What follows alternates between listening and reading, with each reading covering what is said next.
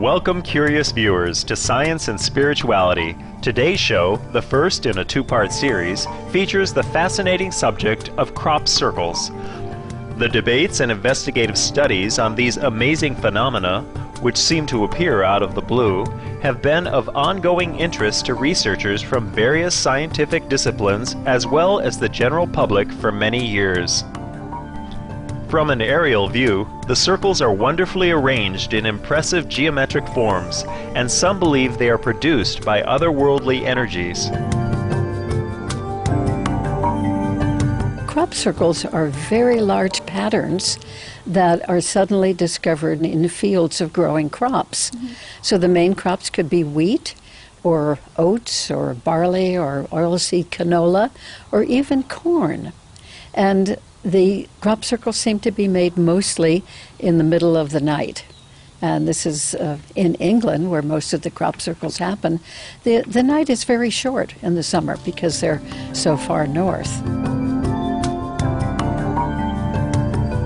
Supreme Master Television recently interviewed renowned crop circle expert Barbara Lamb of California, USA, to gain her perspectives on this intriguing topic. She is a much sought-after speaker on crop circles, extraterrestrials, and UFOs.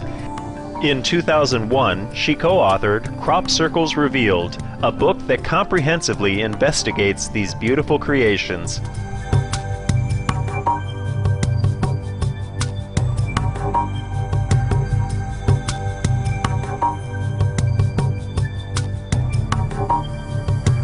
So in just a few hours, maybe 4 or 5 hours of complete darkness, something very mysterious and wonderful happens.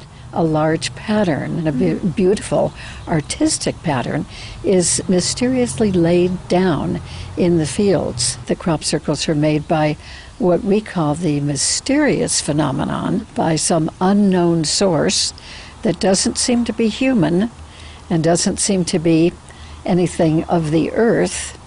When this source lays down the crops, it's so gentle and so perfect that the plants just bend over an inch or so from the ground, and they're not damaged in any way whatsoever. They can continue to grow, lying parallel to the ground, and ripen to full maturity.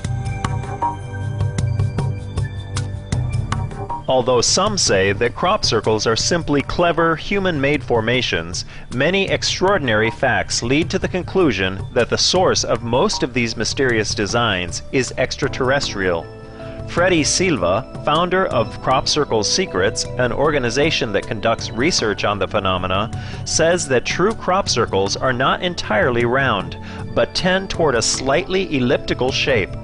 Human methods to produce crop circles require a fixed central rope attached to planks to flatten the crops, and therefore cannot effectively achieve this shape. In my opinion, the majority of crop circles are made by this genuine phenomenon, the mysterious unknown source. There are some people, usually young men, who will go out in the field sometimes and they will make a pattern too. Now, the big difference is that with the man-made patterns, when the stalks are bent over and laid down at ground level, they break where they're bent over. They just crack and break, and the plants die because they're not getting the nourishment from the roots in the ground. They are lifeless and dull, listless, and there's no energy change. There's no sign of anything mysterious having happened in those man-made crop circles. So the genuine ones, in contrast, they have an increase in energy. People who are sensitive about energies can feel the energy increase in a genuine crop circle. Crop circle researchers say with real crop circles, the energy of the site is altered to the extent that sometimes the functions of mobile phones and other electronic devices are affected. We use the same instrumentation, the same testing devices in all of the crop circles. When we first know of a new crop circle, we test it with these different methods. We don't know initially if something is man-made or genuine, but these instruments help us. Also, we look at the details of the way that the crop circle is laid down. We look at changes in the crops.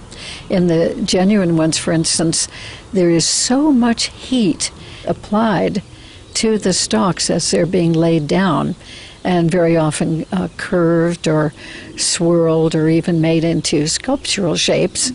There's a huge amount of energy in changes like that, and there are changes in the plants themselves because of this high heat that seems to be applied in the making of a crop circle.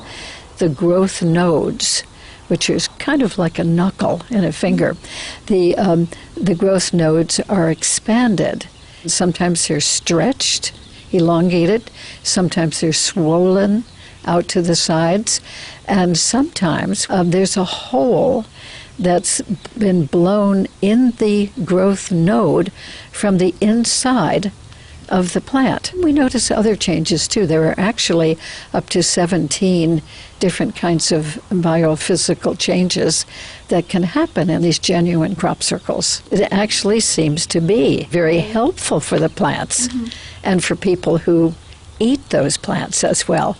There has been a lot of tests and experiments done. The seeds, for instance, that come from a genuine crop circle group of plants, even though they're sort of dwarfed and shrunken a bit and misshapen, when those seeds are planted next to control plants from the same crop but outside the crop circle, the genuine crop circle plants grow 40 to 50 to 60% faster, stronger, hardier, and it's claimed more nourishing. So the plants are actually improved in the crop circle. Ms. Lamb says that some people have spiritual experiences when encountering real crop circles, and others have physical conditions healed upon coming into contact with the energy emanating from them.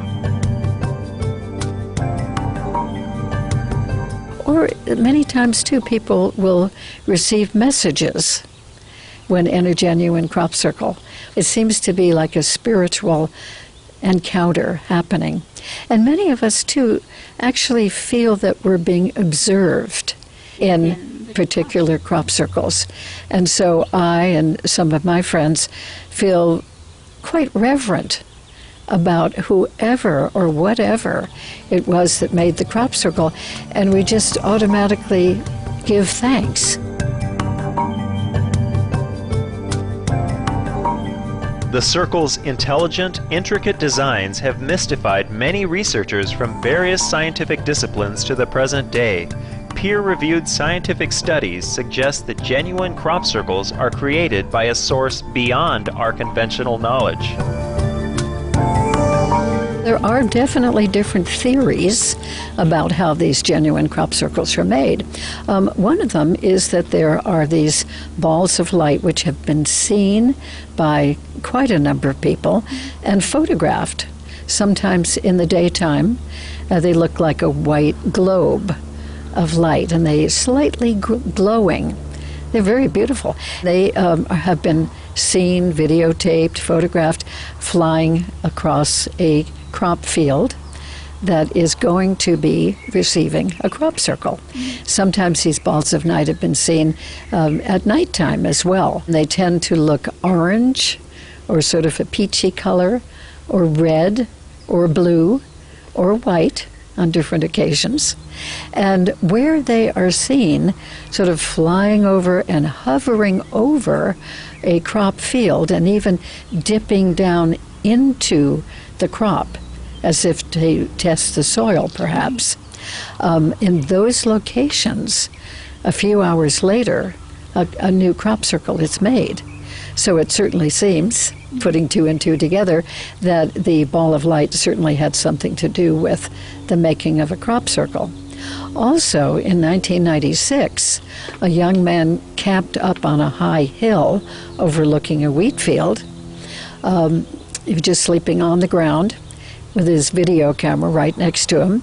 And just about at dawn, he woke up, sensed something, grabbed his camera, and videoed two balls of light coming over that wheat field down below. And you can see that a beautiful, perfect crop circle is being laid down. So two balls of light came, and then the next second, two more balls from the other direction came, and this beautiful six-pointed simple snowflake pattern was actually laid down, and it certainly appears as if it was laid down by these balls of light. So that's one source. Now, there are some wonderful biophysical scientists in Michigan, Dr. W.C. Levengood and his team, after studying thousands and thousands of plants that have been sent to them from crop circles, and also control plants always from the same crop outside the crop circle, determined that crop circles are made by a swirling vortex of energy. And this is a complex combination of plasma energies. They determine that this vortex of energy comes from the higher atmosphere, swirls down into a wheat field or other crop, and that this vortex of energy is making the crop circle pattern. Dr. Levengood, a now retired researcher from the Institute of Science and Technology at the University of Michigan, USA, was a renowned plant biophysicist for over 50 years. He specialized in biochemical research on plants and seeds, including possible molecular changes in crop circle plants. In 1994, he published an article entitled Anatomical Anomalies in Crop Formation Plants in the peer-reviewed journal Physiologia Plantarum.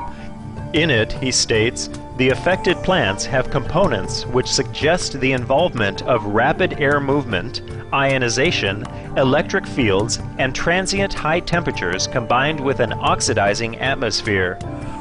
One naturally occurring and organized force incorporating each of these features is an ion plasma vortex, one very high energy example being a lightning charge.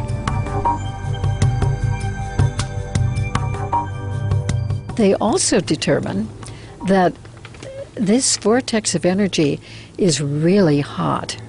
It's at least 800 degrees Fahrenheit in temperature. And normally, if you had all that heat coming down into a field of crop, it would start a fire and burn the field. But in this case, it doesn't.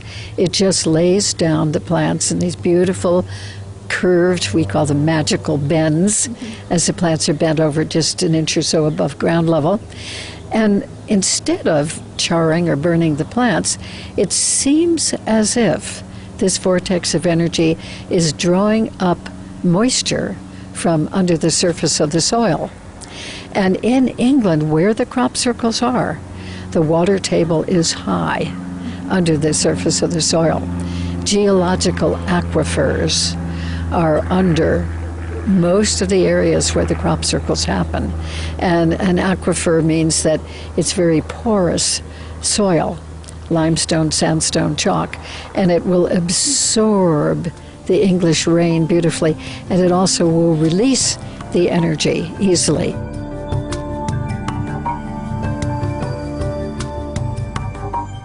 Treasured viewers, please join us again next week for part 2 of our program, where we'll continue our engaging discussion on crop circles with the knowledgeable Barbara Lamb. For more details on Barbara Lamb, please visit www.barbaralammft.com.